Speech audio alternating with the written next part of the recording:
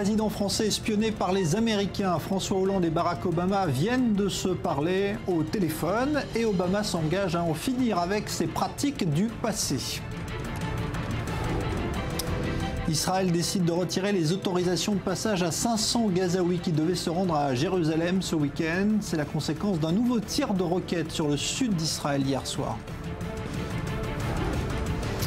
Nouveau désaccord sur le dossier de la dette grecque. Athènes a refusé une contre-proposition faite par ses créanciers européens.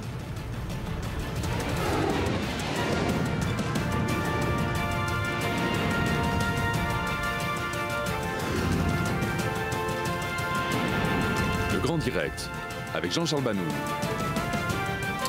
Bonsoir. L'espionnage entre alliés, cela ne se fait pas. La France ne cache pas sa colère et sa déception après les révélations Wikileaks concernant les écoutes des conversations de 3 présidents français, Chirac, Sarkozy et Hollande.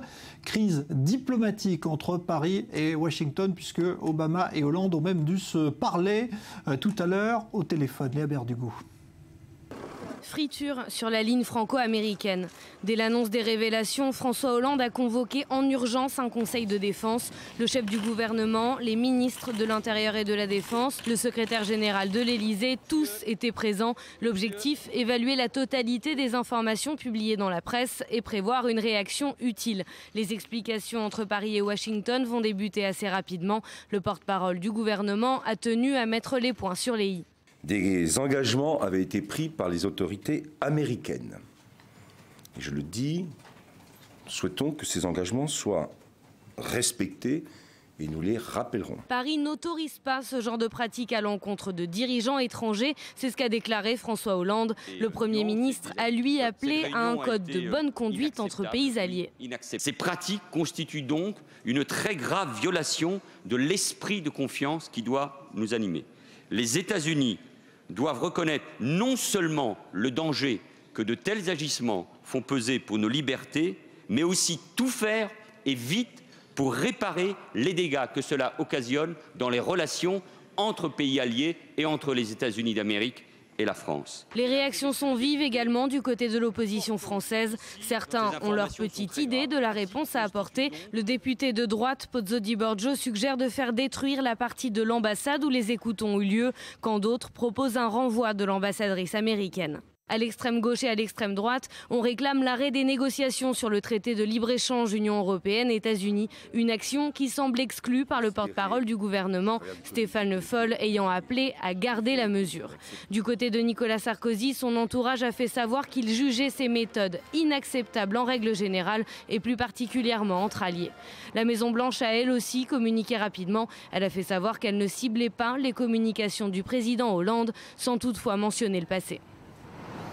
Alors, Léa Berdugo, bonsoir. Bonsoir. On en est où là ce soir? On va d'abord parler de cette conversation téléphonique qui vient d'avoir lieu entre Hollande et Obama avec un ton plus conciliant. Exactement. Alors Barack Obama a réitéré son engagement ferme contre tout espionnage de pays alliés. L'Élysée l'a annoncé dans un communiqué. Alors les phrases sont assertives. Il faut en terminer avec les pratiques du passé inacceptables entre alliés. Une bonne façon de souligner que ces écoutes auraient été réalisées avant 2013, au moment où les États-Unis se sont engagés à mettre un terme à l'espionnage des autorités françaises. Alors selon la présidence de la République, cette conversation a été l'occasion d'une mise au point sur les principes qui doivent gouverner les relations entre alliés en matière de renseignement. L'Élysée précise que des responsables français se rendront très prochainement à Washington pour approfondir la coopération. Vous le voyez, les mots sont assez cordiaux. Alors cela contraste avec ce que l'on a entendu tout au long de la journée en France. Oui, alors donnons un exemple. La réaction du Parti socialiste l'illustre bien. Comment un pays qui place au-dessus de toutes les libertés la liberté individuelle peut-il les fouler aux pieds? Ou alors Claude Guéant, proche de Nicolas Sarkozy, il y a là une rupture du pacte de confiance. On l'a entendu tout au long de la journée, de la bouche de plusieurs responsables gouvernementaux. Ces pratiques sont inacceptables, intolérables, bref, quasiment tous les qualificatifs ont été employés. Et à cela, il faut donc ajouter la convocation au Quai d'Orsay de l'ambassadrice américaine à Paris. La sénatrice Elisabeth Guigou a annoncé qu'elle l'inviterait elle aussi à s'expliquer devant les députés la semaine prochaine. Merci Léa Berdugo. Et justement, on est en ligne avec un sénateur français, le sénateur socialiste Jean-Pierre Sueur. Bonsoir. Bonsoir. Alors, est-ce que vous êtes vraiment choqué, finalement, Jean-Pierre Sueur, parce que si c'était arrivé à Merkel, déjà en Allemagne, et on le savait, il y avait de fortes chances qu'on se soit intéressé aussi à des dirigeants français, et notamment les présidents français. Écoutez, je suis choqué et je suis même scandalisé devant ces pratiques. Je l'avais déjà dit concernant Mme Merkel, et cela vaut tout autant pour 3 présidents de la République française. Je pense que ce n'est pas acceptable et que cela met en cause ou porte atteinte aux relations de confiance qui doivent exister entre des alliés que sont les États-Unis et la France. Nous n'oublions rien de ce qui s'est passé dans nos relations avec les États-Unis et la gratitude que nous devons à l'égard des États-Unis pour leur attitude durant la dernière guerre. Et donc cela a noué des liens très importants, des liens de confiance. Mais ces liens de confiance sont forcément altérés par ce qui vient de se passer. Alors, je fais confiance, bien sûr, à François Hollande pour prendre les dispositions qui s'imposent. Je crois qu'il faut absolument que l'on obtienne des États-Unis et du président des États-Unis la condamnation ferme de ces pratiques et surtout l'engagement que celles-ci vont cesser. Parce que les États-Unis sont un pays qui est très attaché aux libertés, qui parle constamment de la liberté. Et la moindre des choses, c'est de respecter la liberté des êtres humains. Donc on s'en tient à un engagement, mais on ne doit pas aller plus loin, pas de sanctions comme le réclament certains députés, ou mesures de rétorsion. Faisons très attention à ne pas sombrer dans la provocation ou dans des attitudes qui n'auraient pas de rapport avec l'objet. Il faut simplement obtenir que ces pratiques cessent. Elles doivent cesser parce qu'elles sont contraires au droit, contraires à la vie privée, contraires à la confiance qui doit exister entre des alliés. Et chacun est à même de voir combien cela porte préjudice. Voyez-vous, nous venons d'achever l'examen de la loi sur le renseignement. Nous avons pris au Sénat en particulier 1000 précautions pour que les services de renseignement puissent accomplir leurs tâches, ce qui est nécessaire.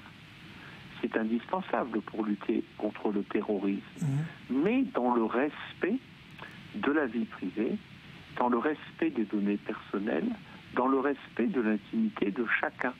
C'est-à-dire que lorsqu'il y a, par exemple, des écoutes, elles sont nécessaires, ce doit être sous le contrôle d'un certain nombre d'instances. Nous créons une commission, il y a des juridictions qui doivent accomplir ce travail et il n'y a pas lieu, il n'y a aucune raison d'écouter un chef d'État.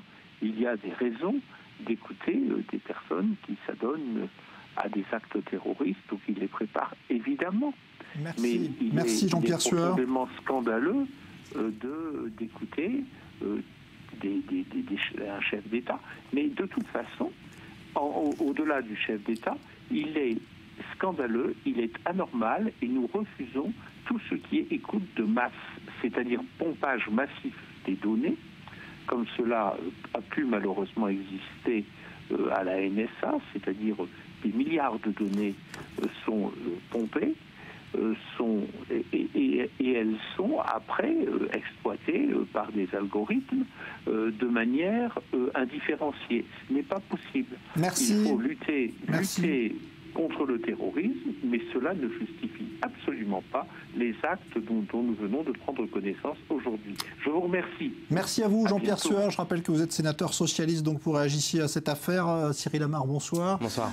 Si on la prend dans sa globalité, c'est vrai que ça donne un côté curieux, parce que là, on est en présence d'alliés très proches qui sont en train de s'espionner. Et ce n'est pas la première affaire qui est révélée par ces fameux Wikileaks. Et oui, depuis qu'Edward Snowden, l'ex-consultant de la NSA, a révélé l'étendue planétaire de la surveillance électronique américaine, eh bien, les petits espionnages entre amis n'ont cessé de défrayer la chronique. En voici quelques exemples. Au Brésil, d'abord, où les services secrets américains avaient espionné les communications de Dilma Rousseff, la chef d'État brésilienne, ainsi que celle du géant pétrolier Petrobras. Rousseff avait même reporté sa visite aux États-Unis en signe de protestation, mais pas d'incident diplomatique diplomatique majeur entre Brasilia et Washington. Et puis c'était au tour du téléphone portable d'Angela Merkel, la chancelière allemande, d'être mise sur écoute par la NSA. Là aussi, Berlin avait très rapidement classé l'affaire, même si la chancelière avait déclaré aux médias que l'espionnage entre amis, finalement, ça ne se faisait pas. Ça ne se faisait pas, oui, mais voilà, quelques mois plus tard, la BND, les services secrets allemands, espionnaient pour le compte des États-Unis les grandes industries françaises, Airbus et Dassault. Fabius avait alors dit que rien ne pouvait remettre en cause l'amitié indéfectible entre la France et l'Allemagne. Et les États-Unis qui ont également espionné l'un de leurs plus proches alliés au Proche-Orient, c'est-à-dire Israël. Et oui, c'était en 2013, le quotidien israélien Yediot Ahronot qui révélait que l'ex-ministre de la Défense, Ehud Barak, avait été espionné par les services de contre-espionnage américains. L'ambassade américaine à Tel Aviv avait même loué un appartement en face de celui de M. Barak pour tenter d'intercepter ces appels. Israël qui avait gentiment rendu la politesse à son allié américain quelques mois plus tard en mettant sur écoute John Kerry, ni plus ni moins, le secrétaire d'État américain. On était alors en pleine négociation entre Israéliens et Palestiniens. Alors Cyril, on voit bien qu'il y a de l'indignation ce soir, mais c'est souvent une indignation de façade parce que finalement, ces pays espionnés n'ont pas de vraie réaction agressive ensuite. Comment on l'explique? Oui, difficile d'expliquer cette apathie des pays espionnés. Deux grands principes, Jean-Charles. Le premier, c'est qu'entre voleurs, il n'y a pas d'honneur, symétrie de situation. Si mon allié se permet autant d'indiscrétion à mon égard, on peut supposer que le moment venu, l'inverse peut aussi se produire. C'est l'histoire de l'arroseur arrosé ou bien de l'écouteur écouté. Deuxième principe, pour sauver son couple, Jean-Charles, il faut savoir de temps en temps fermer les yeux sur quelques infidélités, car s'ils s'espionnent, ces services de renseignement occidentaux s'entraident énormément. La France, l'Allemagne, les États-Unis, la Grande-Bretagne ou encore Israël, ce sont autant de pays qui sont membres du petit club prestigieux du renseignement occidental. Ils s'échangent des informations, des données qui sont cruciales pour contrecarrer, pour déjouer les menaces réelles qui pèsent sur leurs pays respectifs. Alors quand on est pris la main sur l'écouteur, on dénonce, on s'indigne, mais l'indignation finalement reste très limitée. C'est un courroux de façade qui cache mal l'embarras. Et souvent d'ailleurs, les pays espionnés sont souvent plus en colère contre les responsables de la fuite médiatique que contre les responsables de l'écoute même. Merci Cyril Amar. On va se rendre à Paris justement, puisqu'il y a une sorte de tension quand même palpable ce soir entre Français et Américains. Christian Mallard, bonsoir. Incident diplomatique ? Bonsoir Jean-Charles. Oui, alors c'est un incident diplomatique un peu plus sérieux que d'habitude, mais n'exagérons rien franchement. Tout le monde sait que tout le monde espionne tout le monde depuis très longtemps, à commencer par François Hollande. Alors c'est vrai, pour montrer son mécontentement, il a convoqué un conseil de défense extraordinaire. Il a demandé à Laurent Fabius de convoquer l'ambassadrice des États-Unis pour lui dire des choses pas forcément agréables. Et puis quand il va parler à Barack Obama, dans quelques temps, il va lui dire « Barack, c'est inacceptable, c'est inadmissible, il faut arrêter ». En fait, il va lui tenir le même langage que celui qui a été tenu par Angela Merkel au président américain lorsqu'il y a un an, elle a appris qu'elle avait été espionnée. Mais enfin, il faut bien voir aujourd'hui quand même qu'on n'est pas dans un monde de bisounours. La compétition politique, économique est féroce dans un monde en crise.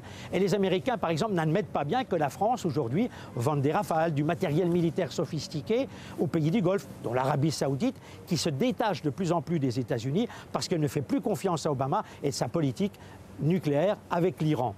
J'ajouterai qu'il n'y a pas très longtemps, un haut responsable du MEDEF international, qui a des liens avec l'Élysée, qui était parti pour l'Iran, m'avait dit « il faut qu'on fasse des affaires avec l'Iran ». Mais les Américains nous disent « stop ». Embargo. Mais dans le même temps, franchement, les Américains, avec leur société écran, font des affaires avec l'Iran. Alors vous savez, si l'hypocrisie et le ridicule tuaient, je pense qu'il ferait beaucoup plus de victimes dans le monde que la famine. Merci Christian Mallard, donc depuis Paris. Voyons maintenant justement en détail comment fonctionnait cette cellule d'espionnage au sommet de l'État français. Eh bien, tout bêtement, depuis les locaux de l'ambassade américaine voisine de l'Élysée à Paris, avec un stratagème visiblement bien rodé côté américain. Julia Ganancia. Le dernier étage de l'ambassade des États-Unis. Des fenêtres avec des volets, du moins en apparence. En réalité, une station d'espionnage camouflée derrière une large bâche faisant office de trompe-l'œil. Le subterfuge est à peine croyable, mais c'est de cette manière que l'ambassade américaine à Paris écouterait le plus discrètement du monde les communications de l'Élysée, des ministères ainsi que d'autres ambassades à proximité. Ce centre d'écoute aurait été construit entre 2004 et 2005, dédié à l'espionnage des télécommunications. Il appartiendrait au Special Collection Service, une agence commune à la CIA et à la NSA, chargée des opérations de surveillance rapprochées.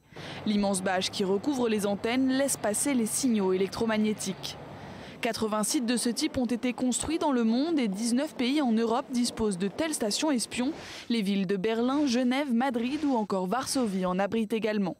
Il n'y a pas que sur le territoire français que les États-Unis ont entrepris d'écouter les communications des représentants français. Outre-Atlantique, la NSA a également par le passé mis en place des micro-espions dans les murs de l'ambassade de France à Washington et au cœur de la représentation française à l'ONU à New York, selon une note déclassifiée de l'Agence nationale de sécurité datant de septembre 2010. Alors on est en ligne justement avec un spécialiste du renseignement, Alain Rodier, qui est directeur de recherche au Centre français de recherche sur le renseignement. Bonsoir Alain Rodier. Bonsoir. D'abord, qu'est-ce que les Américains veulent trouver en écoutant comme cela des conversations de chefs d'État et de manière aussi massive ? Bon, il faut savoir que les Américains ratissent très large. Ils ont les moyens. Les écoutes de la NSA, c'est à peu près 50 000 fonctionnaires. Si on compare avec les moyens français, nous en avons à peu près 2000. Donc, ils ont la capacité technique, financière et humaine d'écouter tout azimut. Donc, à la limite, ils ne se gênent pas. Ils écoutent du politique, de l'économique, tout ce qui peut les intéresser. Parce que les États n'ont pas d'amis, ils n'ont que des intérêts. Il faut se rappeler de ça. Alors, ce qui est étonnant aussi, Alain Rodier, c'est qu'on s'aperçoit que finalement, les téléphones qu'utilisent les chefs d'État ne sont pas suffisamment sécurisés.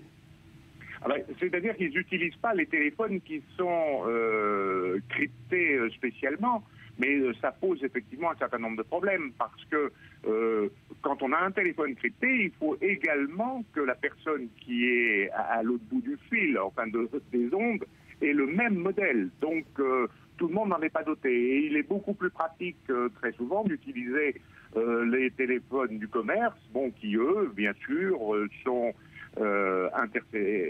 facilement interceptables. Je rappelle que d'ailleurs 98% du cloud qui est vanté partout, il est basé aux États-Unis. Donc c'est très facile, avec des accords avec les opérateurs, d'avoir accès à donc tout ce qu'il y a sur le cloud. Dernière question, Alain Rodier. On voit de ce qui est rapporté dans la presse, en tout cas, que ce qui a été intercepté est quand même assez banal dans l'ensemble. Est-ce que vous pensez qu'il ait pu y avoir des secrets vraiment importants, défense qui aient été interceptés par ces conversations, dans ces écoutes ? Non, je ne pense pas, je ne l'espère pas, parce que les responsables politiques ont conscience de ce danger. Mais cela dit, quelquefois, effectivement, dans le domaine politique, quand on fait des interceptions dans le domaine politique, ça serait beaucoup plus facile de faire une savante synthèse de presse, parce qu'en réalité, ils n'ont pas grand-chose à cacher. Mais il y a un petit défaut, c'est-à-dire que les dirigeants aiment bien les rapports des services de renseignement qui coûtent beaucoup plus cher qu'acheter la presse locale.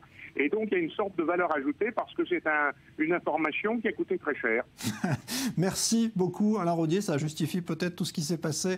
Je rappelle que vous êtes directeur de recherche au Centre français de recherche sur le renseignement. Voilà donc pour ce dossier qui n'est pas complètement refermé, mais en tout cas différent, qui est en train de s'aplanir entre la France et les États-Unis.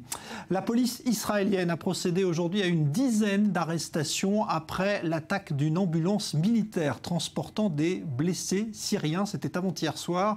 Il s'agit d'habitants du village Druze, tout proche du lieu de l'attaque qui a coûté la vie à un Syrien. Maxime Pérez. Les autorités israéliennes avaient promis de faire respecter l'état de droit. Elles ont tenu parole. 10 Druzes, originaires du plateau du Golan, ont été arrêtés par la police dans l'enquête sur l'attaque d'une ambulance militaire et du lynchage des 2 blessés syriens qu'elle transportait. Accusés de meurtre et de complicité de meurtre, les suspects ont été déférés au tribunal de Nazareth, moins de 48 heures après les faits. Je suis innocent et je n'ai rien à voir avec tous les chefs d'inculpation qui me sont reprochés.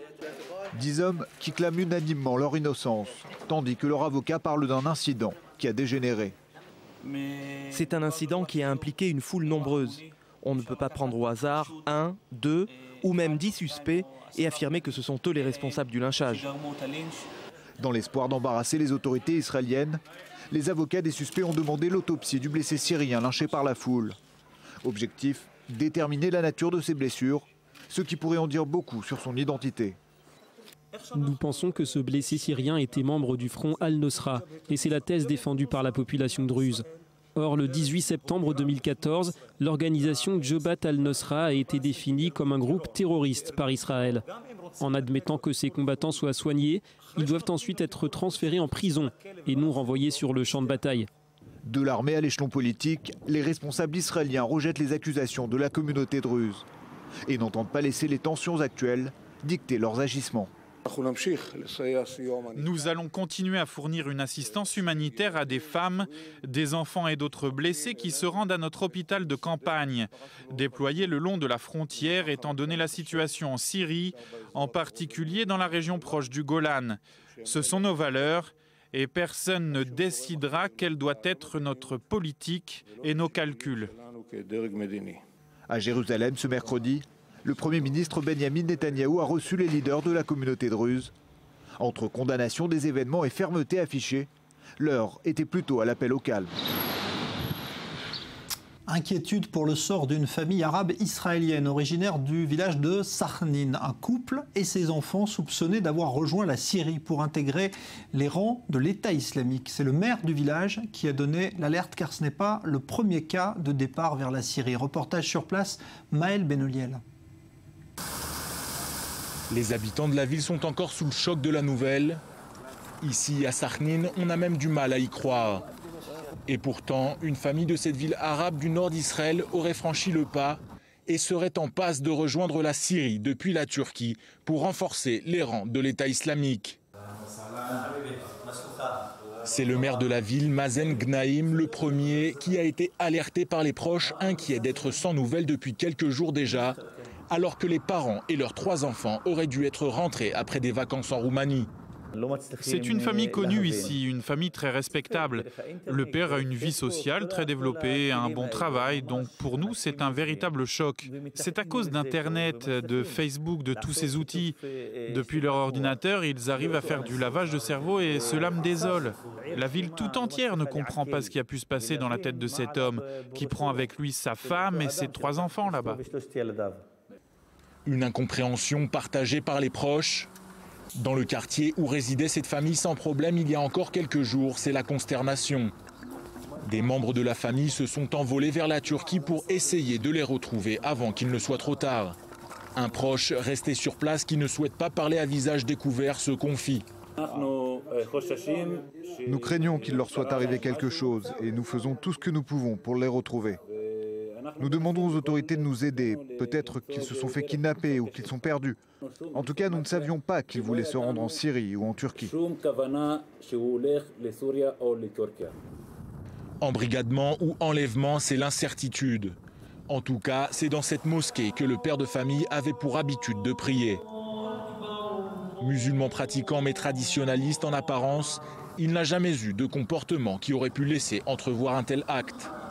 Ici, l'imam prône un islam modéré, rien à voir avec celui exhorté par l'État islamique. Je pense que ce qui se passe avec ceux qui rejoignent Daesh, et il y en a malheureusement, c'est à cause de l'exploitation et des tortures qui existent dans les pays arabes. L'être humain là-bas n'a aucune valeur. L'islam, c'est une religion de tolérance, pas de torture, ni d'homicide ou de douleur, mais de patience et de miséricorde.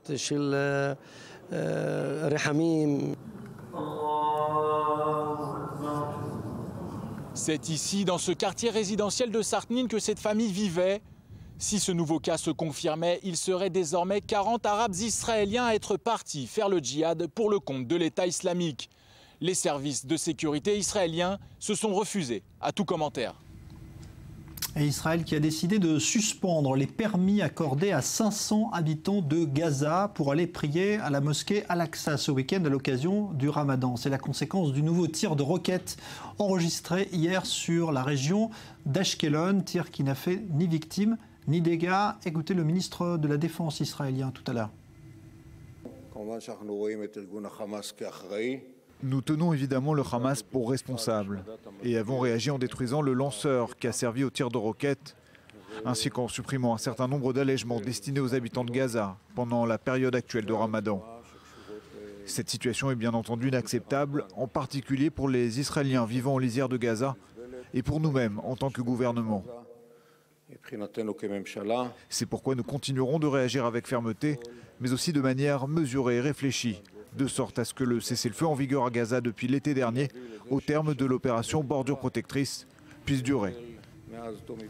Alors, Dror Even-Sapir, bonsoir. Bonsoir. Qu'y a-t-il derrière cette réaction politique d'Israël ? On a entendu Moshe Yaalon, le ministre israélien de la Défense. Il a insisté sur l'aspect mesuré et modéré des réactions israéliennes. Et effectivement, c'est le 5e tir de roquette depuis un mois environ. On sait que ces tirs sont dus à des organisations salafistes, djihadistes, pas au Hamas directement. Israël tient le Hamas pour être responsable de tout ce qui pourrait se produire dans la bande de Gaza, parce que le Hamas est le seul maître dans la bande de Gaza. Mais on constate que les réactions, et notamment les tirs de l'armée de l'air israélienne, sur les objectifs du Hamas et des organisations salafistes dans la bande de Gaza, sont très ciblés, une relaxation d'une faible ampleur. On a vraiment l'impression qu'Israël ne veut pas remettre en cause le calme relatif qui règne entre la bande de Gaza et le sud du pays depuis maintenant plusieurs mois. Alors tout cela pourrait être lié également à des discussions qui ont lieu également en secret entre le Hamas et l'Égypte, cette fois. Entre le Hamas et l'Égypte, là maintenant, il n'y a plus vraiment de secret. On assiste à un rapprochement au grand jour, alors que traditionnellement, le Hamas est l'ennemi de l'Égypte, surtout depuis qu'au pouvoir est arrivé le maréchal al-Sisi, dont on sait à quel point il a peu d'estime pour les organisations islamistes, quelles qu'elles soient, et on sait que le Hamas est l'émanation palestinienne des frères musulmans. Mais le Hamas a été retiré justement de la liste noire égyptienne des organisations considérées comme étant des organisations terroristes. Une chose. Deuxième chose qui montre que le rapprochement est effectif entre l'Égypte et le Hamas, le point de passage de Rafah, entre la bande de Gaza et le territoire égyptien, a été ouvert pendant une semaine au passage des hommes et des marchandises. C'est le signe évident d'un rapprochement. En fait, derrière tout cela, il y a l'activisme diplomatique dans la région de l'Arabie Saoudite. L'Arabie Saoudite qui a convaincu les autorités égyptiennes, et on sait que le soutien financier saoudien à l'Égypte est ô combien précieux pour l'Égypte, qui sort à peine d'une crise économique d'une très grande ampleur. Eh bien, l'Égypte a convaincu les dirigeants égyptiens de se rapprocher du Hamas avec un autre argument, pas seulement avec l'argument financier, mais avec un autre argument. Il faut à tout prix, on dit les Saoudiens aux Égyptiens, que le Hamas s'éloigne de plus en plus de l'Iran. Le Hamas s'est éloigné de l'Iran à la faveur de la guerre civile syrienne, bien évidemment, mais là, il fallait que cet éloignement soit le plus définitif et le plus total possible. Et on sait qu'il y a des tendances au sein du Hamas qui cherchent au contraire à se rapprocher de l'Iran, les tendances les plus radicales. Merci Dror Even-Sapir, on va marquer une pause et on se retrouve pour la suite dans un instant.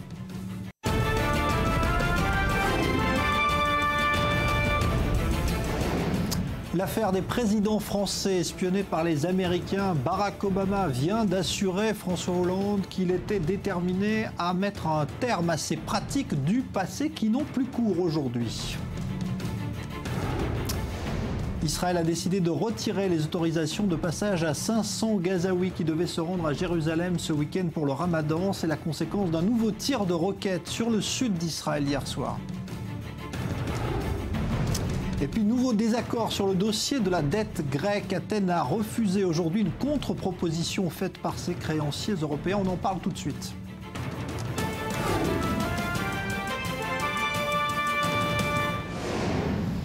C'est donc le chaud et le froid qui soufflent sur le dossier grec. Hier, l'optimisme était de sortie quant à l'imminence d'un accord. Et ce soir, eh bien, c'est le froid qui est revenu car les Grecs auraient, semble-t-il, rejeté une contre-proposition de leurs créanciers rendant la perspective d'un accord de nouveau improbable. Récit de la journée, Chloé Demoulin.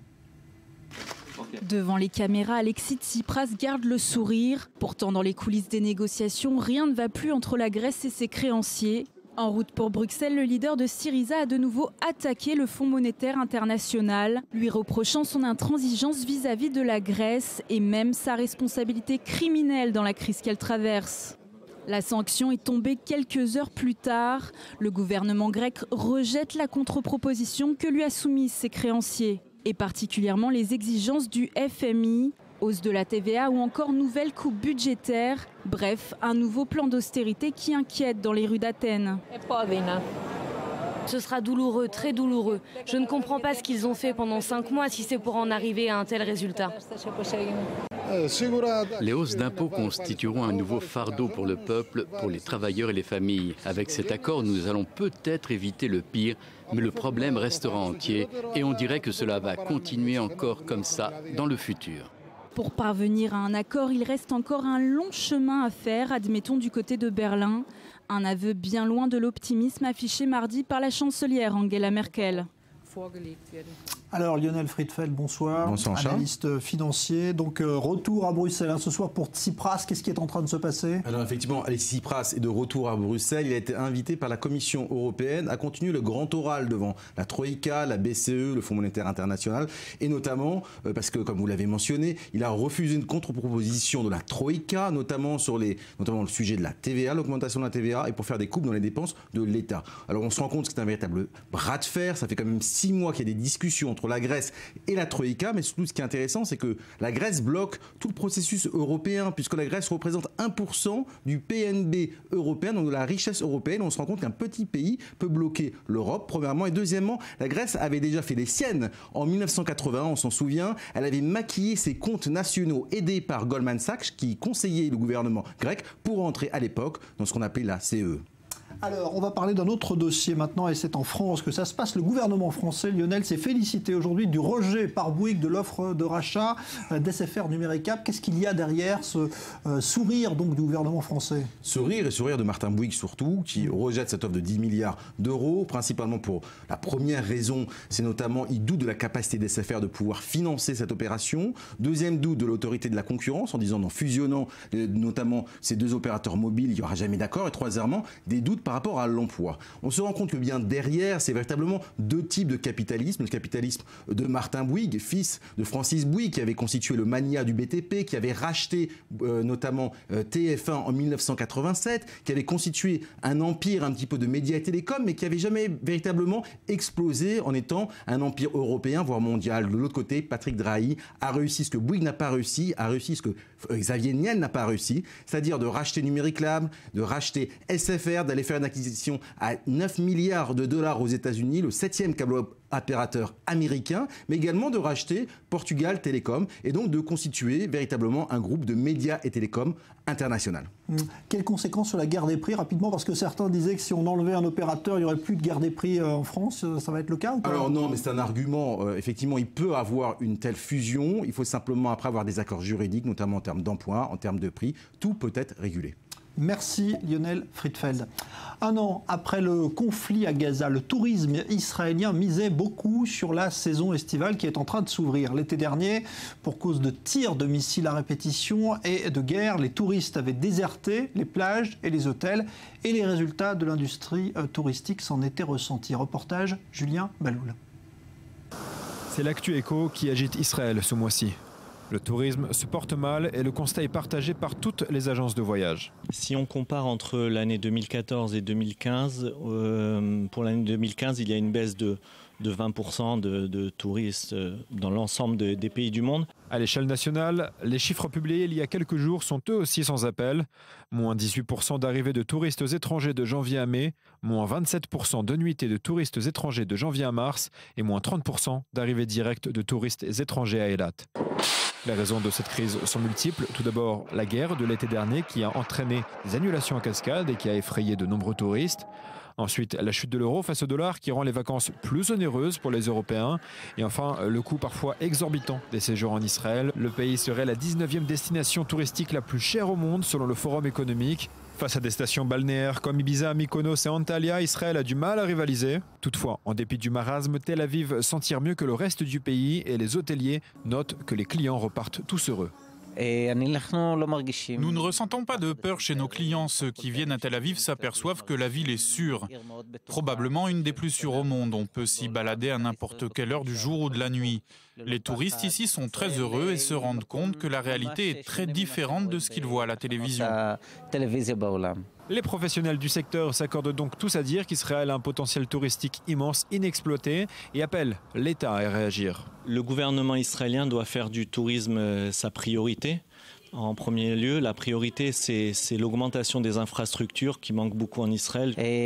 Israël peut doubler la quantité de touristes en travaillant.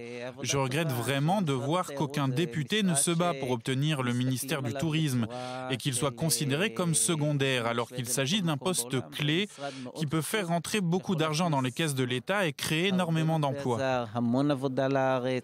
Le gouvernement a récemment annoncé un plan pour renforcer le tourisme, mais celui-ci prendra du temps avant d'entrer en vigueur et ne suffira probablement pas à sauver la saison 2015. Alors, Julien Baloul, bonsoir. Bonsoir. On vient de voir donc ce reportage. Ça veut dire que le gouvernement israélien a décidé de prendre des mesures, là ?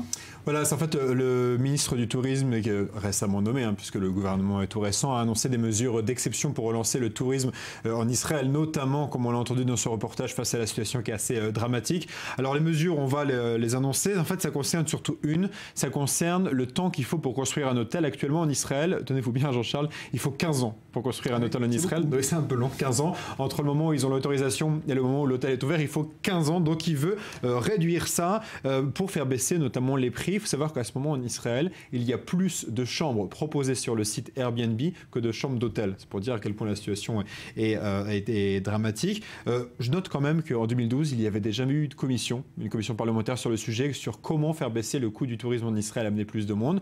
Ils ont fait plein de recommandations. Aucune n'est appliquée, donc c'est pas très encourageant. On note toutefois un point positif pour les gouvernements Netanyahou, c'est qu'en 2013, ils ont signé, vous vous en souvenez peut-être, l'accord ciel ouvert avec l'Union européenne. Concrètement, c'est quoi l'accord ciel ouvert? C'est supprimer toutes les barrières au vol libre entre l'Union européenne et Israël. On l'a vu notamment avec l'arrivée de EasyJet, l'arrivée de Transavia qui propose des vols low cost vers Israël. Donc c'est censé amener plus de touristes, sauf que dans les faits, ça a amené plus d'Israéliens vers l'Europe que de touristes européens vers Israël, surtout dans ce genre de période. On a vu vraiment une explosion du nombre de touristes en Europe, israéliens en Europe, plutôt que l'inverse.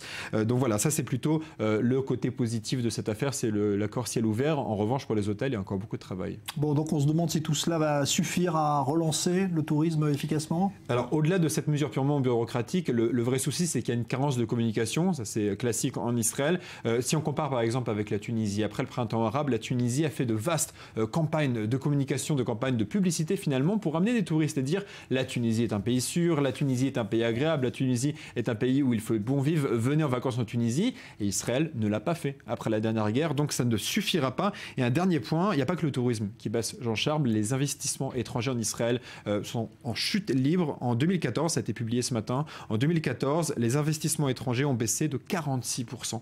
Par rapport à 2013, avec un bémol, puisqu'en 2013, il y avait eu des contrats historiques, notamment le rachat de Waze par Google, pour plus d'1 milliard de dollars, donc ça avait un peu faussé les chiffres, dans le sens où c'était des contrats faramineux. Merci, Julien Baloul. Un attentat meurtrier en Somalie, un kamikaze qui a fait exploser son véhicule dans le convoi d'escorte d'une délégation des Émirats Arabes Unis. Au moins 6 soldats somaliens ont été tués. Attentat qui est revendiqué ce soir par les islamistes Shebab somaliens. L'Iran est-elle en train de durcir sa position sur le nucléaire? À quelques jours de la date butoir pour la conclusion d'un accord final, le guide spirituel du régime, l'ayatollah Khamenei, a prononcé un discours très ferme à Téhéran. Chloé Demoulin. Cette semaine est censée être la dernière ligne droite.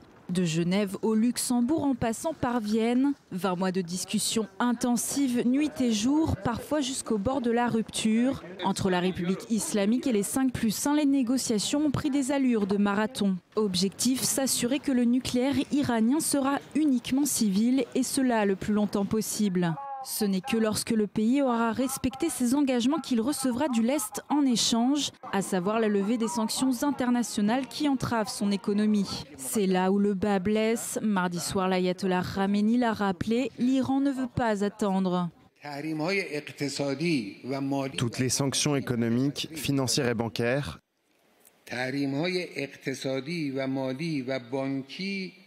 qu'elles soient celles du Conseil de sécurité ou du Congrès et gouvernement américain, doivent être annulées immédiatement au moment de la signature de l'accord. Le guide suprême a également remis en question le rôle de l'Agence internationale de l'énergie atomique et la durée de l'accord. Pour le ministre des Affaires étrangères français, ces déclarations ne vont pas dans le bon sens. Laurent Fabius a rappelé les attentes fermes de la France, notamment en matière de vérification des sites iraniens. Face à ces désaccords persistants, la date butoir prévue le 30 juin pourrait être retardée de quelques jours. Alors, on vous parlait tout à l'heure de cette affaire d'espionnage qui empoisonne les relations entre la France et les États-Unis. Eh bien, au beau milieu de cette histoire, Barack Obama recevait à la Maison-Blanche des familles d'otages américains exécutés par des groupes terroristes, notamment la famille de l'otage James Foley, victime de l'État islamique. La Maison-Blanche a en effet décidé ce soir d'observer un virage important dans sa politique vis-à-vis des preneurs d'otages. Pas de négociation toujours, mais désormais, les familles qui le souhaitent pourront payer des rançons aux ravisseurs et ne risqueront plus de poursuites pénales aux États-Unis. Joseph Emmanuel. Les États-Unis ne versent pas de rançon aux preneurs d'otages. Cette politique a été maintes fois rappelée par Barack Obama comme par ses prédécesseurs, mais les choses pourraient changer. Ces derniers mois, les nombreux assassinats d'otages commis par des djihadistes ont délié les langues des familles. Le photoreporter James Foley a été décapité il y a 1 an et sa mère s'était émue en public. Elle s'était vue menacée de poursuites par l'administration Obama. Il lui était reproché la volonté de rassembler une rançon pour tenter de sauver la vie de son fils. Mais la loi américaine l'interdit. La Maison-Blanche considère que payer des rançons rendrait les citoyens américains plus vulnérables car monnayables. Une loi américaine qui pourrait changer, c'est en tout cas ce que demande Gary Nossner, un ancien négociateur du FBI. Le gouvernement lui-même ne peut pas ouvertement dire qu'il est d'accord pour payer une rançon. Toutefois, je pense vraiment que le gouvernement ne doit pas empêcher les familles ou les entreprises de payer dans un cas de kidnapping. Les familles souhaitent donc avoir la possibilité de payer des rançons pour faire libérer leurs proches. Elles incriminent également l'administration américaine pour le manque de contact et le manque d'humanité dans la gestion de ces crises. L'émotion gagne donc une bataille contre la raison d'État et la Maison-Blanche dit réfléchir à la création d'une cellule spécialisée pour répondre à ces demandes. Loin le temps où le président américain accusait la France de payer des rançons aux terroristes. Ça n'était pourtant qu'en septembre dernier. Dans un entretien accordé au New York Times, le président nobelisé s'expliquait alors sur sa stratégie pour combattre l'État islamique. Le président français François Hollande dit que son pays ne paye pas de rançon aux terroristes, alors qu'en réalité, il le fait. Une irritation devenue moins rêche face à une réalité qui dépasse les prévisions les plus noires de la Maison-Blanche. L'État islamique ne faiblit pas. Le gouvernement Obama annonçait récemment que le combat contre les islamistes durerait peut-être plusieurs générations. Un combat dans lequel le business du kidnapping reste terriblement lucratif, des rentrées d'argent qui renforcent les islamistes et qui rendent donc possible d'autres kidnappings. Un véritable cercle vicieux, expliquait encore ce mardi le porte-parole de Barack Obama.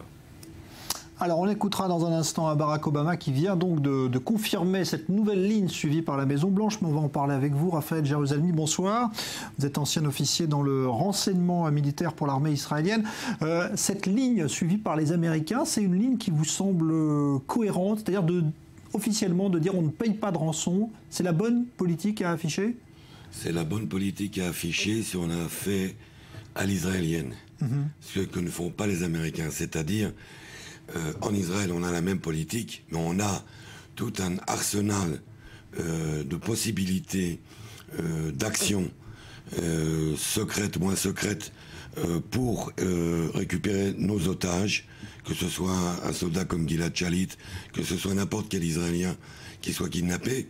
Il y a en Israël toute une constitution organisée sur le plan militaire, sur le plan des services de renseignement, sur le plan de l'accompagnement psychologique des familles.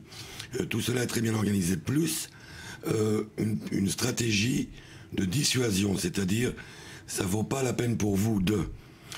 bien que nous ayons échangé, nous sommes le pays qui soit le plus généreux dans les échanges, des centaines de prisonniers pour un seul.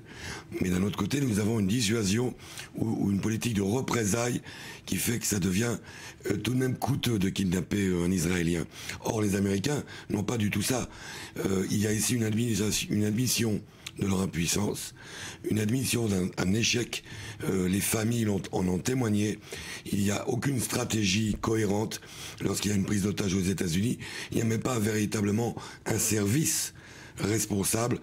On est en train de le créer, mais c'est un service qui va être une sorte de parapluie d'autres services. Ça va cafouiller. Les Américains n'ont pas une stratégie. Et alors, lorsque le président Obama se moque de François Hollande, il a peut-être tort. Parce que François Hollande, ok, nie que la France paie des rançons. Tout le monde sait que la France paie des rançons. Depuis 2008, la France a payé plus de 60 millions de dollars de rançons pour... mais ça a marché. Ça a fait libérer quasiment tous ces otages. Ouais. Les otages ont été libérés. Alors que les Américains n'envisagent même pas. Il y a des soldats en Afghanistan qui sont aux mains des talibans. Les Américains n'envisagent même pas une opération commando pour les libérer. Alors, ce que vous disiez justement est parfaitement vrai, puisque Obama vient de reconnaître qu'il avait et que son administration avait pu laisser de côté ou complètement abandonner même les familles d'otages américains lors des récentes affaires dont on a beaucoup parlé. Je vous propose d'écouter justement un extrait de l'intervention de Barack Obama il y a quelques instants à la Maison-Blanche. Ces familles ont déjà assez souffert et ne devraient jamais se sentir ignorées, voire menacées par leur propre gouvernement. Jan Foley, dont le fils Jim a été tué par l'État islamique l'année dernière, a dit qu'en tant qu'Américains, nous pouvions mieux faire. Je suis totalement d'accord, nous devons mieux faire. Et c'est pour cela que j'ai demandé un réexamen complet de nos politiques en matière d'otages. Alors, quel est le message envoyé quand même là ce soir par la Maison-Blanche, Raphaël Jérusalemi? Parce que certes, ils disent on continuera à ne pas payer de rançon, mais ceux qui veulent le faire en privé pourront le faire. Ça veut dire quoi? Que les groupes djihadistes vont se dire bon ben on peut prendre des otages américains, on va avoir de l'argent maintenant? Oui, c'est un message qui est un petit peu dangereux, qui peut être interprété de cette manière. Le danger d'une négociation directe avec les familles, même s'il y a une surveillance du FBI, etc., c'est que celui qui vient payer la rançon soit kidnappé à son tour. Il y a ici un cercle vicieux, c'est sûr. Je m'étonne que les Américains n'aient pas trouvé la solution américaine de l'assurance. De même que vous partez en vacances, vous avez une assurance soleil ou une assurance rapatriement, eh bien, ils n'ont qu'à faire une assurance kidnapping pour les gens qui vont dans des zones dangereuses aux États-Unis, et une compagnie d'assurance qui paye la rançon. Car il est inimaginable d'attendre de famille. Aujourd'hui, au début, le prix d'un otage moyen était de 200 000 $. Donc une famille pouvait peut-être le payer. Aujourd'hui, on parle de 10 millions de dollars comme prix moyen d'un otage. On parle d'un financement qui, par exemple, pour Al-Qaïda, est entre 30 et 40% du budget d'Al-Qaïda, les rançons qu'ils touchent. C'est parce que la France qui paye, tous les pays européens payent. À mon avis, c'est une grave erreur. Je pense qu'ils doivent probablement permettre cette ouverture, cette dernière chance pour sauver des vies, mais ils doivent certainement avoir une stratégie de dissuasion et de représailles, c'est-à-dire dès qu'un citoyen américain est kidnappé, il doit y avoir des bombardements intensifs sur Al-Qaïda, sur ISIS, à cause de ce kidnapping. Et à ce moment-là, le calcul d'Al-Qaïda ou d'ISIS peut être un petit peu différent, car tous les dégâts causés par une attaque sont très coûteux, et ça ne vaut peut-être pas les 10 millions de la rançon qu'ils réclament. En tout cas, c'est de l'argent qui sert bien à financer ces groupes terroristes. Tout à fait, un budget. Comme l'argent de l'Union européenne et des Nations Unies, qui est envoyé à Gaza ou ailleurs, sur lesquels ni l'Union européenne ni les Nations Unies n'ont aucun contrôle, envoyé pour des écoles et des hôpitaux qui arrivent chez les terroristes. Merci Raphaël Jérusalemi, ancien officier donc, pour le renseignement militaire dans l'armée israélienne. Tout autre chose à présent, c'est un rendez-vous habituellement très attendu pour les consommateurs, mais il semble que ce rendez-vous des soldes en France ait perdu de son attrait. Internet et les promotions privées ont peut-être vidé les soldes de leur substance. Explication, Julia Guénancia. Les soldes d'été ont débuté officiellement ce mercredi, mais l'euphorie d'antan n'est plus vraiment au rendez-vous. À Lyon, les rues commerçantes ont commencé à s'agiter en fin de matinée, mais l'engouement n'est pas vraiment là. Vraiment, c'était coup de cœur ou pas, et voilà. Je me force pas, et si quelque chose me plaît, j'hésite pas, et sinon... Les consommateurs prévoient généralement de limiter leurs achats à 1 ou 2 articles et recherchent principalement des articles de mode, mais également de sport, d'ameublement ou des produits high-tech. Pour les commerçants, réussir ces soldes d'été reste malgré tout un enjeu important. Le Printemps Haussmann à Paris y réalise en moyenne 11% de ses ventes annuelles. Aujourd'hui, pour vous donner un exemple, on va avoir environ 150 000 personnes dans le magasin. On va vendre une paire de chaussures toutes les 3 secondes. On va vendre plus de 170 000 articles. Donc ça reste vraiment un temps extrêmement fort. La crise est en cause bien sûr, mais pas seulement. Le terme solde ne veut plus aujourd'hui dire grand-chose, galvaudé par les systèmes de promotion quasi permanentes. Logiquement, beaucoup de consommateurs profitent de ces bonnes affaires et leur intérêt pour les soldes officiels faiblit. Les soldes flottants ont donc été supprimés pour rallonger la période habituelle qui passe de 5 à 6 semaines. Il y a effectivement là une réglementation, donc pendant 6 semaines, elle démarre aujourd'hui. On va voir comment tout cela va se passer, va évoluer. On fera le point à la fin de ces 6 semaines et puis on regardera à ce moment-là. Cet été, seuls 6 Français sur 10 ont l'intention de participer aux soldes, soit une chute de près de 15 points en un an. Déjà accablée économiquement, la Grèce doit faire face à un autre problème actuellement, l'afflux de migrants venus d'Afrique. Car ceux qui ne parviennent pas à rejoindre les côtes siciliennes de l'Italie, se rabattent actuellement sur les îles grecques, et notamment celle de Lesbos. Julia Ganancia. Fatiguées, assoiffées, ces familles viennent de traverser la mer Égée sur un bateau pneumatique. Pour ces migrants venus tout droit de Turquie après avoir fui la Syrie, Lesbos est une première étape vers l'Europe. La plupart des gens ici veulent aller à l'Europe, la plupart veulent aller en Allemagne, en Suède, pour faire leur vie. Parce que vraiment la situation en Syrie, c'est vraiment de la merde, de la guerre. Il y a les enfants qui sont morts, les femmes. Espérons qu'on va bien arriver à l'Europe pour une vie meilleure, une vie belle, Inch'Allah. En moyenne, 300 personnes, dont des familles entières, débarquent presque quotidiennement sur les côtes de Lesbos, soit 3 fois plus que l'année dernière. La ville ne dispose que d'un centre d'accueil de 600 places. Face au manque de place, des centaines de familles sont contraintes de dormir dehors. Mais même si les nuits sont parfois rudes, les migrants sont heureux d'être en vie et d'avoir enfin pu poser un pied en Europe. Nous voulons remercier les Européens. Nous voulons vous dire que nous, Syriens, nous sommes actifs. Nous comprenons que vous vous sentiez mal. Mais en temps de guerre, il faut être patient avec les gens. Lesbos compte cette année le plus grand nombre d'arrivées de migrants après l'Italie. Mais en pleine crise financière, la Grèce est incapable de contrôler la situation et se retrouve face à des difficultés financières. On essaye de gérer un problème européen. Jusqu'ici, on avait la bombe financière, les négociations avec l'Europe, et maintenant, dans l'autre main, on tient la bombe migratoire.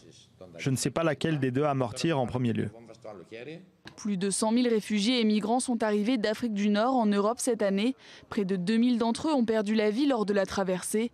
Ces migrants sont arrivés en vie, mais leur long parcours ne fait que commencer. Prochaine étape, la capitale, Athènes, pour tenter d'obtenir le droit d'asile. Internet peut parfois servir à redonner vie à des instruments de musique qui ont quasiment disparu aujourd'hui. C'est le cas de l'oud, cet instrument de musique orientale typique de l'Irak notamment, est joué par un virtuose âgé de 81 ans, né en Irak, mais citoyen israélien. Son portrait dressé par Daniel Campos et Sandy Fortis.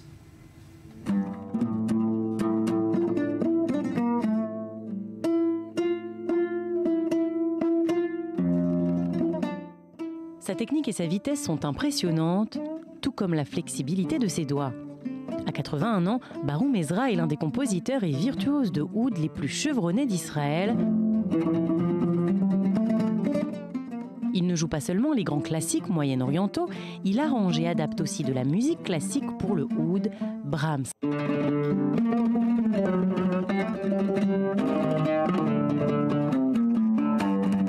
Ravel.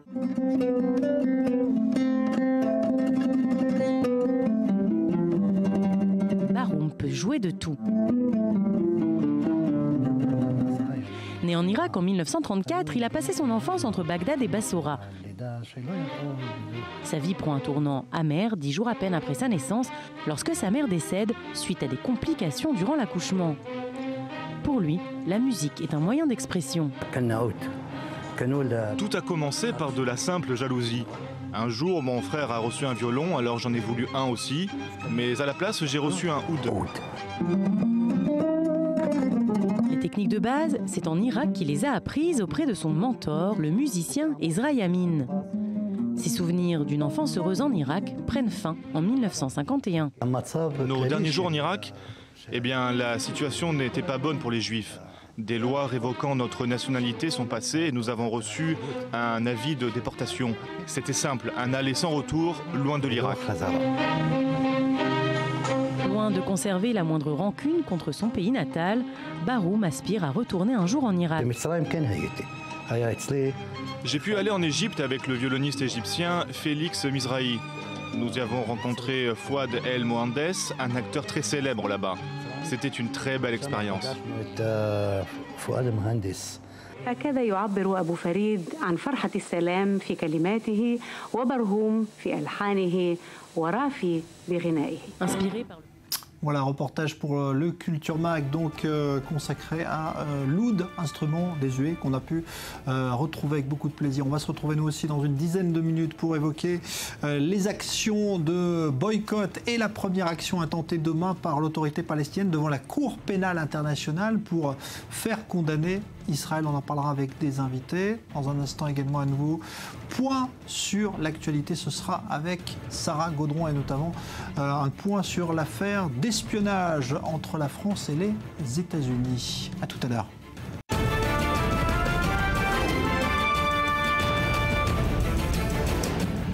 Retour du Grand Direct, et c'est demain que les Palestiniens vont déposer leur premier dossier en tant qu'État membre devant la Cour pénale internationale. Comme ils l'avaient annoncé depuis plusieurs mois, ils veulent obtenir une condamnation d'Israël, notamment pour la mort de plusieurs Palestiniens en Cisjordanie ou lors du dernier conflit à Gaza. Joseph Emmanuel. Les Palestiniens sont sur le point de présenter leur premier dossier à la Cour pénale internationale. L'objectif, ouvrir une procédure pénale contre Israël, un geste redouté par l'État juif, mais le geste reste dans la logique de la récente demande d'adhésion des Palestiniens à l'instance internationale. Nous sommes à Ramallah, en Cisjordanie.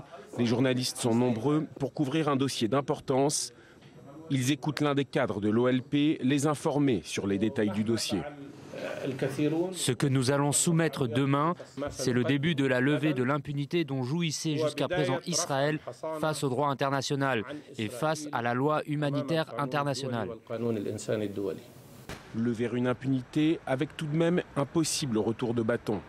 Car en demandant leur adhésion à la Cour pénale internationale, les Palestiniens s'exposent également aux accusations qu'Israël pourra soumettre à leur encontre. Mais pour l'heure, la direction palestinienne ne prépare pas sa défense, mais son attaque contre Israël. Dans notre présentation, nous sommes très clairs. Nous tenons pour responsables tous les militaires, mais également les structures de direction économique, politique et tous les autres responsables en Israël. Tous responsables, une accusation qui ne simplifiera pas la tâche des juges de La Haye. L'initiative palestinienne prend place au sein de nombreuses manœuvres diplomatiques pour délégitimer l'État hébreu. Appel répété au boycott, mise en place de flottilles de Pacifiques énervés prêtes à forcer le blocus israélien. La direction palestinienne essaye d'internationaliser le conflit pour obtenir la création de son État. Fatou Bensouda, élu procureur général de la CPI fin 2011, examinera ce jeudi le fichier remis par les Palestiniens. À 54 ans, cette avocate gambienne s'est forgée une réputation de juge exigeante. Elle a déjà annoncé qu'elle ouvrirait un dossier sur les possibles crimes de guerre commis contre Israël par des mouvements palestiniens. Dans la ligne de mire, le Hamas, qui règne en maître à Gaza depuis près de 10 ans. Alors, procédure devant la CPI, boycott également. On va parler de tout cela avec Philippe Assouline. Bonsoir. Bonsoir. Vous êtes expert en relations internationales et vous êtes basé à Los Angeles. Donc, vous nous parlerez également de la situation sur les campus universitaires américains parce qu'il y a là effectivement un phénomène important. Et puis, Philippe Koskas, bonsoir. Vous êtes avocat. Est-ce que pour vous, ce dossier que vont présenter, cette première requête que vont déposer les Palestiniens demain devant la CPI, c'est un tournant pour Israël? Est-ce qu'Israël doit s'en inquiéter? Bon, Israël s'en inquiète déjà depuis plusieurs années, vu que les Palestiniens brandissaient ce drapeau depuis bien longtemps. On va voir si la Cour pénale internationale aura plutôt tendance politique ou tendance juridique. C'est un test case, c'est le cas de le dire. Ça a été déposé et on verra d'où ça va nous déboucher. Il faut voir que si la CPI se reconnaît compétente et commence à juger les cas moyen-orientaux. On peut dire que jusqu'à présent, la CPI, et on disait que c'était un tribunal africain, puisqu'elle a tranché que dans des dossiers africains, elle risque de devenir un tribunal moyen-oriental. Alors, Philippe Assouline, vous êtes également avocat. Est-ce qu'il y a un risque sérieux pour Israël là, d'être condamné devant cette CPI ? Je suis d'accord avec Philippe. Il faut que la Cour décide d'exercer sa compétence. C'est un grand si. Et après ça, il y a des règles assez précises. Mais si ça devient politisé, donc tout est possible. Je crois que c'est pas très probable, mais il y a une possibilité quand même, dépendant des juges et du climat politique. Comme le disait mon collègue ici, le bénéfice pour nous, c'est-à-dire l'avantage qu'Israël a, c'est que cette Cour, je ne crois pas, veut ouvrir la porte au Moyen-Orient. Elle n'a pas les ressources pour dealer avec le Moyen-Orient aujourd'hui. Ouais. Il y avait une volonté maintenant très claire affichée par les Palestiniens qui est donc de s'orienter vers des pressions juridiques, diplomatiques. C'est quelque chose, c'est une voie nouvelle pour eux c'est leur dernière voie en fait. C'est leur dernière voie. Ils avaient menacé ça depuis longtemps. Ils n'ont plus de carte. À l'ONU, toutes les décisions ont été prises. Bon, il y a l'initiative française dont vous avez parlé. Et en fait, c'est leur dernière carte pour faire peur un peu, soi-disant, à Israël. Ce qu'il faut dire, et je veux préciser ce que Philippe disait, que la CPI, donc la Cour pénale internationale, se reconnaît compétente de crimes qui ne sont pas jugés localement dans les pays par des cours non complaisantes. Et ça, c'est un vrai problème qu'ont les Palestiniens, parce qu'on peut critiquer beaucoup Israël. Mais le système judiciaire israélien a mis en prison des premiers ministres au président, donc on ne pourra pas dire que les cours en Israël sont complaisantes, et on ne peut pas voir également... Donc il y a un vrai problème ici pour que la CPI se reconnaisse compétente, mais on va le voir, on est tous spectateurs. Quand on voit donc ce que mettent en place les Palestiniens, il y a également donc ce mouvement qui est très fort aujourd'hui, qui prend de plus en plus d'envergure, c'est le fameux BDS, boycott donc d'Israël. Vous constatez aux États-Unis que ça devient un phénomène aussi très important ? D'abord, si je peux me permettre d'ajouter, je crois que cet effort de voir Israël à la Cour pénale internationale, devoir se justifier, ça s'inscrit dans cet effort plus généralisé de déshumaniser Israël, de condamner Israël. Les Palestiniens, surtout Abbas, n'a pas le support populaire pour faire un accord avec Israël. Donc il veut obtenir des concessions peut-être symboliques pour ériger les Palestiniens, mais je crois que c'est plutôt quelque chose c'est un effort de propagande plus qu'autre chose. Et c'est un effort qui est, comme vous le dites, au sud de la Californie en particulier, très très puissant en ce moment. Ça arrivait à des niveaux alarmants d'après moi. Je ne vois pas le gouvernement israélien réagir en conséquence, mais c'est devenu presque accepté généralement dans ces milieux plus à gauche, dans les campus, qu'Israël est un monstre, qu'Israël... Et qui sont d'ailleurs ces gens qui sont derrière justement ces opérations ? Ce sont des étudiants américains Non. Alors à la base, il y a un groupuscule central qui organise ça à travers des États-Unis, et ce sont des islamistes. Il y a un professeur en particulier à Berkeley, il s'appelle Hatem Bazian, il travaille avec quelques organisations qui sont directement affiliées avec les frères musulmans, et eux s'affiliaient donc avec des groupes de gauche qui ont un peu la touche avec certains groupes minoritaires sur le campus. Ils sont très calés en propagande très simple qui cible les émotions, et avec ça ils ont bâti une base de support, mais ça leur a pris quand même plusieurs décennies, ça a pris au moins 30 ans pour bâtir ça.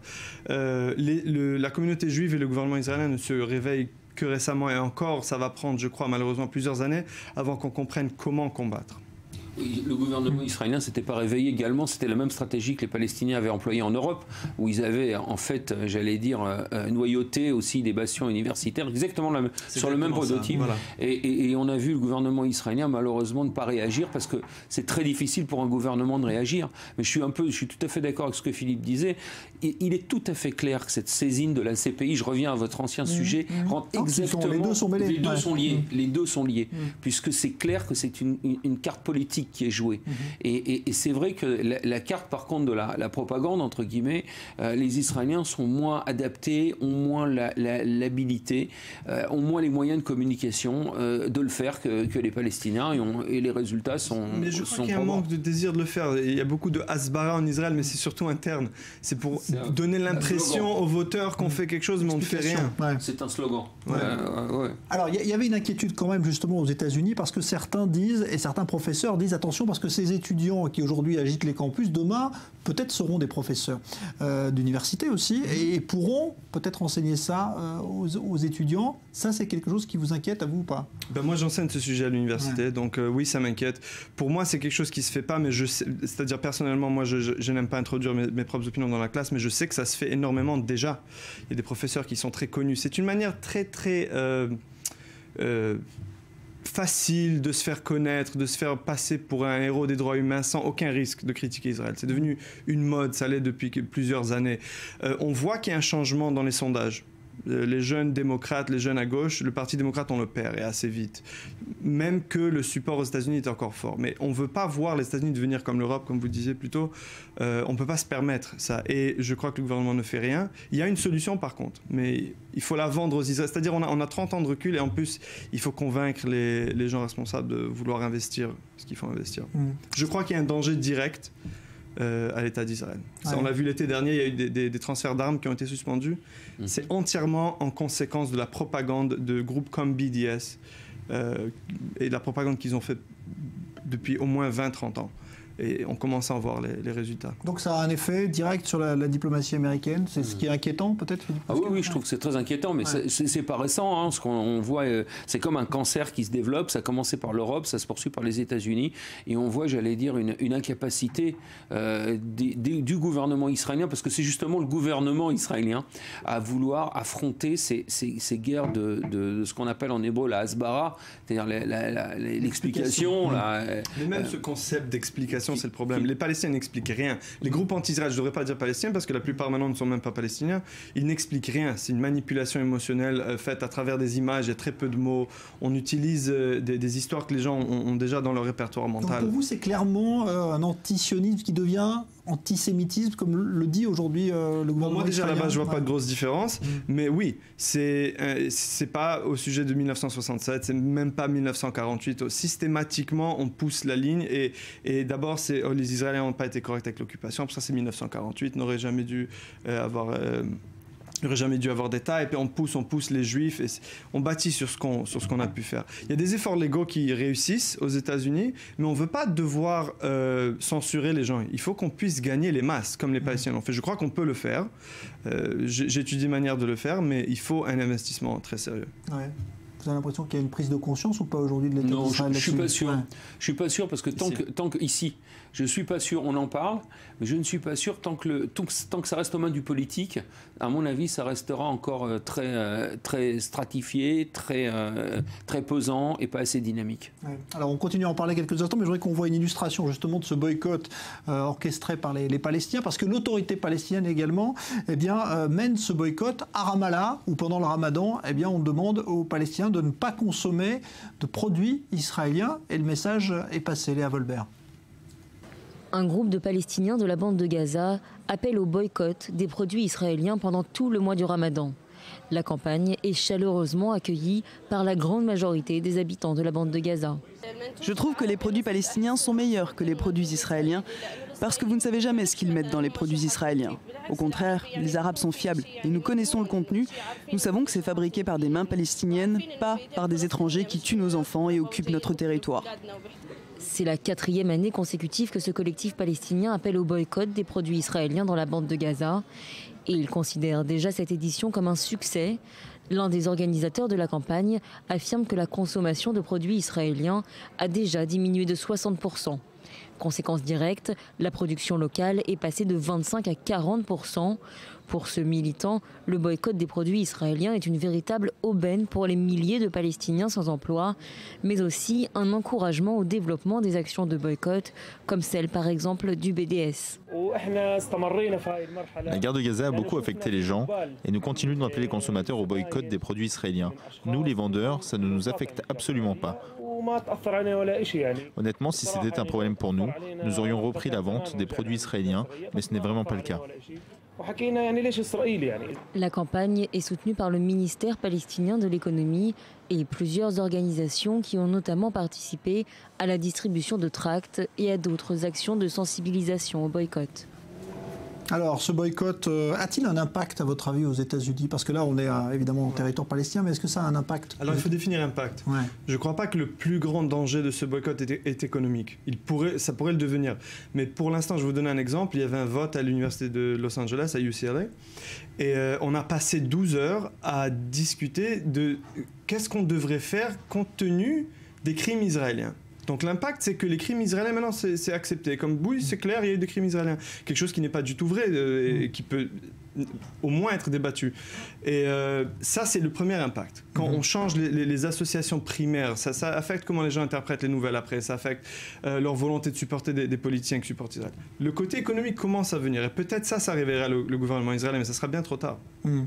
Philippe Koskas, quand vous entendez ce qui se dit là sur ces campus américains? Oui, mais il n'y a pas que les Américains, il suffit de voir également les campus européens, des universités anglaises qui refusent de collaborer avec les universités israéliennes.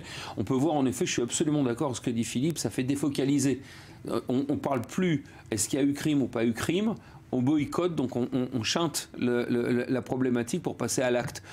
Donc ça permet en fait de mobiliser les masses. C'est facile de le faire, c'est très dangereux. Et je crois que nous, les Israéliens, on n'est pas assez aptes à répondre à ce genre de guerre.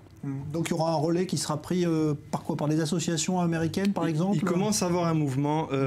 Dieu merci, c'est un peu peut-être ironique de dire Dieu merci, mais les groupes chrétiens aux États-Unis sont incroyablement mobilisés et ils apprennent très vite comment combattre la propagande. C'est pas naturel, c'est pas intuitif pour les Américains non plus.